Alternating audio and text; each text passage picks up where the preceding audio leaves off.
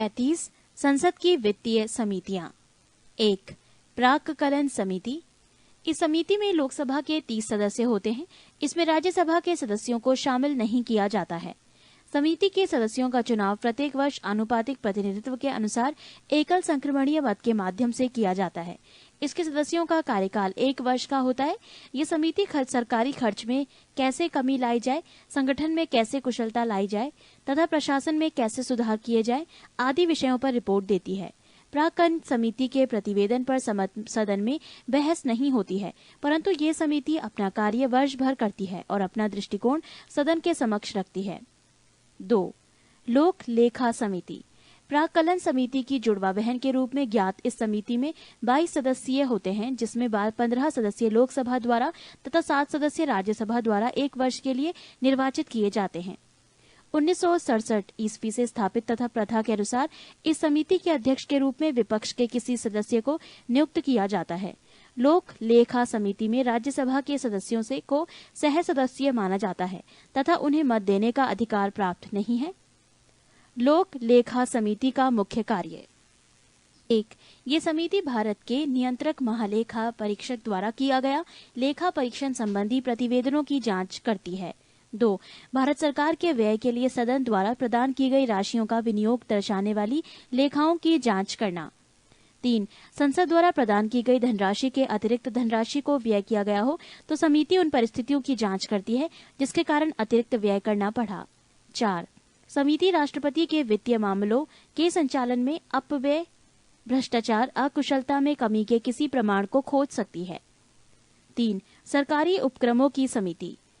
इस समिति में 22 सदस्य होते हैं, जिनमें से 15 लोकसभा तथा 7 राज्यसभा द्वारा अनुपातिक प्रतिनिधित्व की एकल संक्रमणीय मत पद्धति द्वारा निर्वाचित किए जाते हैं। समिति का अध्यक्ष लोकसभा अध्यक्ष द्वारा नामजद किया जाता है। इस समिति के निम्न कार्य हैं। 1 सरकारी उपक्रमों के प्रतिवेदनों और लेखाओं की ओर उन पर नियंत्रक एवं महालेखा परीक्षक के प्रतिवेदनों की जांच करना। 2 ऐसे विषयों की जांच करना जो सदन या अध्यक्ष द्वारा निर्दिष्ट किए जाएं। 4 कुछ अन्य प्रमुख समितियां। कार्य मंत्रणा समिति। लोकसभा की कार्य मंत्रणा समिति में अध्यक्ष सहित 15 सदस्य होते हैं। लोकसभा का अध्यक्ष इसका पदेन अध्यक्ष होता है। राज्यसभा की कार्य मंत्रणा समिति में इसकी सभा का सभापति इसका पदेन सभापति होता है। गैर सरकारी सदस्यों के विधेयकों तथा संकल्पों संबंधी समिति। इसका गठन लोकसभा में किया जाता है। इस समिति में 15 सदस्य होते हैं। लोकसभा का उपाध्यक्ष इस समिति का अध्यक्ष होता है। पृष्ठ 226। नियम समिति। लोकसभा की नियम समिति में लोकसभा अध्यक्ष सहित 15 सदस्य होते हैं, जबकि राज्यसभा की नियम समिति में सभापति एवं उपसभापति सहित 16 सदस्य होते हैं। लोकसभा अध्यक्ष एवं राज्यसभा के सभापति अपने अपने सदन की समितियों का पदेन अध्यक्ष होते हैं। 5 अनुसूचित जातियों तथा अनुसूचित जनजातियों का कल्याण संबंधी समिति। इसमें 30 सदस्य शामिल किए जाते हैं। इसमें 20 लोकसभा तथा 10 राज्यसभा के सदस्य होते हैं। 6 ग्रंथालय समिति। इसमें 9 सदस्य होते हैं। लोकसभा अध्यक्ष द्वारा मनोनीत 6 लोकसभा सदस्य तथा राज्यसभा के सभापति द्वारा मनोनीत 3 सदस्य शामिल किए जाते हैं। इस समिति का गठन प्रत्येक वर्ष किया जाता है। 36 पंचायती राज। पंचायती राज का शुभारंभ स्वतंत्र भारत में 2 अक्टूबर 1959 ईस्वी को भारत के प्रथम प्रधानमंत्री जवाहरलाल नेहरू के द्वारा राजस्थान राज्य के नागौर जिला में हुआ। 11 अक्टूबर 1959 ईस्वी को पंडित नेहरू ने आंध्र प्रदेश राज्य में पंचायती राज का प्रारंभ किया। 73वां संविधान संशोधन पंचायती राज से संबंधित है। इसके द्वारा संविधान के भाग 9 अनुच्छेद 243 क से ण तक तथा अनुसूचित 11 का प्रावधान किया गया है। 73वां संविधान संशोधन की मुख्य बातें। 1 इसके द्वारा पंचायती राज के त्रिस्तरीय ढांचे का प्रावधान किया गया है। ग्राम स्तर पर ग्राम पंचायत, प्रखंड स्तर पर पंचायत समिति तथा जिला स्तर पर जिला परिषद के गठन की व्यवस्था की गई है।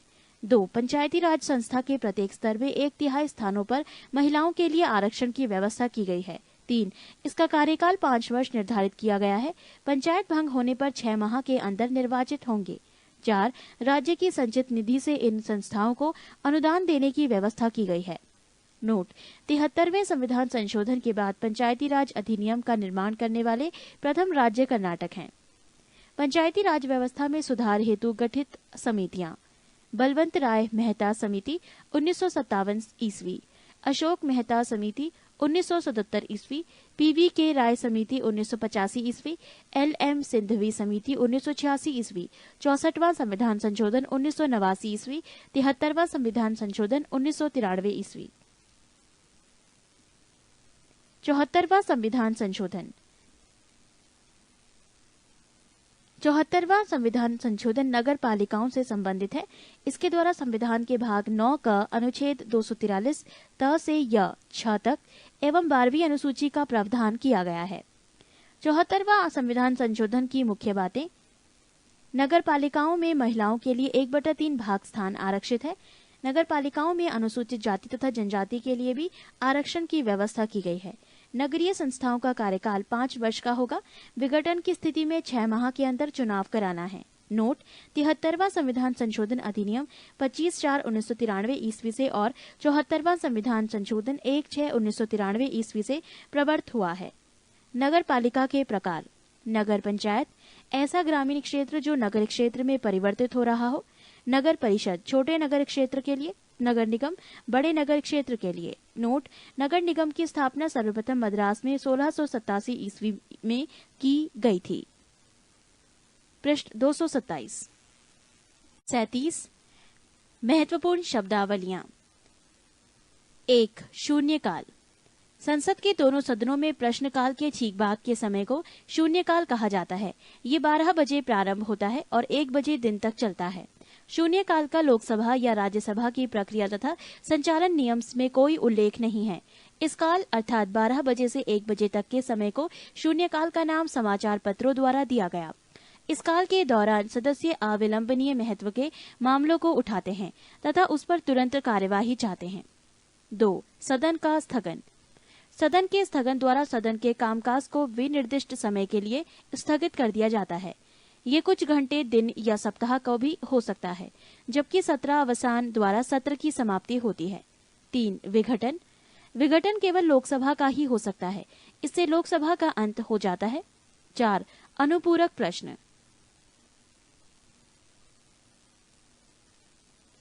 सदन में किसी सदस्य द्वारा अध्यक्ष की अनुमति में किसी विषय जिसके संबंध में उत्तर दिया जा चुका है के स्पष्टीकरण हेतु अनुपूरक प्रश्न पूछने की अनुमति प्रदान की जाती है। 5. तारांकित प्रश्न। जिन प्रश्नों का उत्तर सदस्य तुरंत सदन में चाहता है उसे तारांकित प्रश्न कहा जाता है। तारांकित प्रश्नों का उत्तर मौखिक दिया जाता है तथा तारांकित प्रश्नों के अनुपूरक प्रश्न भी पूछे जा सकते हैं। इस प्रश्न पर तारा लगाकर अन्य प्रश्नों से इसका भेद किया जाता है। 6. अतारांकित प्रश्न। जिन प्रश्नों का उत्तर सदस्य लिखित चाहता है उन्हें अतारांकित प्रश्न कहा जाता है। अतारांकित प्रश्न का उत्तर सदन में नहीं दिया जाता है और इन प्रश्नों के अनुपूरक प्रश्न नहीं पूछे जाते। 7. अल्प सूचना प्रश्न। जो प्रश्न अविलंबनीय लोक महत्व का हो तथा जिन्हें साधारण प्रश्न के लिए निर्धारित 10 दिन की अवधि से कम सूचना देकर पूछा जा सकता है उन्हें अल्प सूचना प्रश्न कहा जाता है। 8. स्थगन प्रस्ताव। स्थगन प्रस्ताव पेश करने का मुख्य उद्देश्य किसी अविलंबनीय लोक महत्व के मामले की ओर सदन का ध्यान आकर्षित करना है। जब इस प्रस्ताव को स्वीकार कर लिया जाता है तब सदन अविलंबनीय लोक महत्व के निश्चित मामले पर चर्चा करने के लिए सदन का नियमित कार्य रोक देता है। इस प्रस्ताव को पेश करने के लिए न्यूनतम 50 सदस्यों की स्वीकृति आवश्यक है। 9. संचित निधि कंसोलिडेटेड फंड। संविधान के अनुच्छेद 266 में संचित निधि का प्रावधान है। संचित निधि से धन संसद में प्रस्तुत अनुदान मांगों के द्वारा ही व्यय किया जाता है। राज्यों को करों एवं शुल्कों में से उनका अंश देने के बाद जो धन बचता है निधि में डाल दिया जाता है। राष्ट्रपति, उपराष्ट्रपति, नियंत्रक एवं महालेखा परीक्षक आदि के वेतन तथा भत्ते इसी निधि पर भारित होते हैं। 10. आकस्मिक निधि कॉन्टिजेंसी फंड। संविधान के अनुच्छेद 267 के अनुसार भारत सरकार एक आकस्मिक निधि की स्थापना करेगी। इसमें जमा धनराशि का व्यय निधि द्वारा स्थापित प्रक्रिया के द्वारा अनुसार किया जाता है। संसद की स्वीकृति के बिना इस मद से धन नहीं निकाला जा सकता है। विशेष परिस्थितियों में राष्ट्रपति अग्रिम रूप से इस निधि से धन निकाल सकते हैं। 11. आधे घंटे की चर्चा। जिन प्रश्नों का उत्तर सदन में दे दिया गया हो उन प्रश्नों से उत्पन्न होने वाले मामलों पर चर्चा लोकसभा में सप्ताह में 3 दिन यथा सोमवार, बुधवार या तथा शुक्रवार की बैठक के अंतिम आधे घंटे में की जा सकती है। राज्यसभा में ऐसी चर्चा किसी दिन जिसे सभापति नियत करें, सामान्यतः 5 बजे से 5:30 बजे के बीच की जा सकती है। ऐसी चर्चा का विषय पर्याप्त लोक महत्व का होना चाहिए तथा विषय हाल के किसी तारांकित, अतारांकित या अल्प सूचना का प्रश्न रहा हो और जिसके उत्तर के किसी तथ्यात्मक मामले का स्पष्टीकरण आवश्यक हो। पृष्ठ 228। ऐसी चर्चा को उठाने की सूचना कम से कम 3 दिन पूर्व दी जानी चाहिए। 12 अल्पकालीन चर्चाएं। भारत में इस प्रथा की शुरुआत 1953 ईस्वी के बाद हुई। इसमें लोक महत्व के प्रश्न पर सदन का ध्यान आकर्षित किया जाता है। ऐसी चर्चा के लिए स्पष्ट कारणों सहित सदन के महासचिव को सूचना देना आवश्यक होता है। इस सूचना पर कम से कम 2 अन्य सदस्यों के हस्ताक्षर होना भी आवश्यक है। 13 विनियोग विधेयक। विनियोग विधेयक में भारत की संचित निधि पर भारत व्यय की पूर्ति के लिए अपेक्षित धन तथा सरकार के खर्च हेतु अनुदान की मांग शामिल होती है।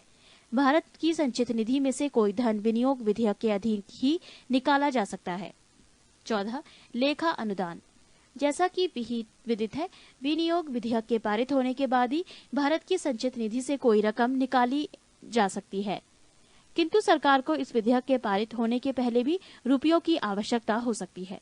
अनुच्छेद 116 क के अंतर्गत लोकसभा लेखा अनुदान वोट ऑन अकाउंट पारित कर सरकार के लिए एक अग्रिम राशि मंजूर कर सकती है, जिसके बारे में बजट विवरण देना सरकार के लिए संभव नहीं है। 15 वित्त विधेयक फाइनेंस बिल। संविधान के अनुच्छेद 112 वित्त विधेयक को परिभाषित करता है। जिन वित्तीय प्रस्तावों को सरकार आगामी वर्ष के लिए सदन में प्रस्तुत करती है, उन वित्तीय प्रस्तावों को मिलाकर वित्त विधेयक की रचना होती है। सामान्यतः वित्त विधेयक उस विधेयक को कहते हैं जो राजस्व या व्यय से संबंधित होता है। संसद में प्रस्तुत सभी वित्त विधेयक धन विधेयक नहीं हो सकते हैं। वित्त विधेयक धन विधेयक है या नहीं, इसे प्रमाणित करने का अधिकार केवल लोकसभा अध्यक्ष को है। 16 धन विधेयक। संसद में राजस्व एकत्र करने अथवा अन्य प्रकार से धन से संबद्ध विधेयक को धन विधेयक कहते हैं। संविधान के अनुच्छेद 110(1) के उपखंड क से 6 तक में उल्लेखित विषयों से संबंधित विधेयकों को धन विधेयक कहा जाता है। धन विधेयक केवल लोकसभा में ही पेश किया जाता है। धन विधेयक को राष्ट्रपति पुनः विचार के लिए लौटा नहीं सकता है। 17 अनुपूरक अनुदान। यदि विनियोग विधेयक द्वारा किसी विशेष सेवा पर चालू वर्ष के लिए व्यय किए जाने के लिए प्राधिकृत कोई राशि अपर्याप्त पाई जाती है या वर्ष के बजट में उल्लिखित न की गई और किसी नई सेवा पर खर्च की आवश्यकता उत्पन्न हो जाती है, तो राष्ट्रपति एक अनुपूरक अनुदान संसद के समक्ष पेश करवाएगा। अनुपूरक अनुदान और विनियोग विधेयक दोनों के लिए एक ही प्रक्रिया विहित की गई है। 18 बजट सत्र। ये सत्र फरवरी के दूसरे या तीसरे सप्ताह के सोमवार को आरंभ होता है। इसे बजट सत्र इसलिए कहते हैं कि इस सत्र में आगामी वित्तीय वर्ष का अनुमानित बजट प्रस्तुत, विचारित और पारित किया जाता है। 19 सामूहिक उत्तरदायित्व।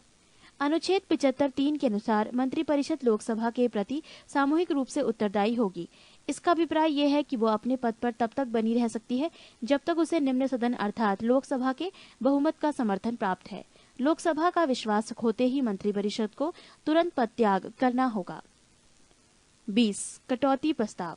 सत्ता पक्ष द्वारा सदन की स्वीकृति के लिए प्रस्तुत अनुदान की मांगों में किसी भी प्रकार की कटौती के लिए विपक्ष द्वारा रखे गए प्रस्ताव को कटौती प्रस्ताव कहा जाता है।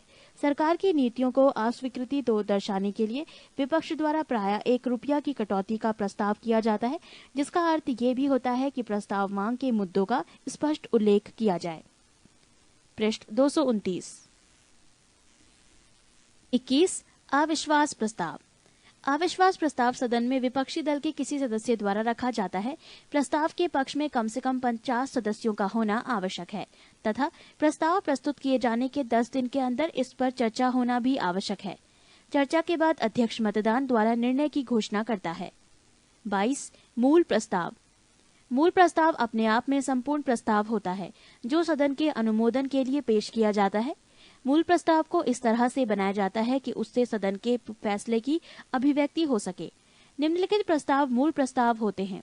1 राष्ट्रपति के अभिभाषण पर धन्यवाद प्रस्ताव। 2 अविश्वास प्रस्ताव। इस प्रस्ताव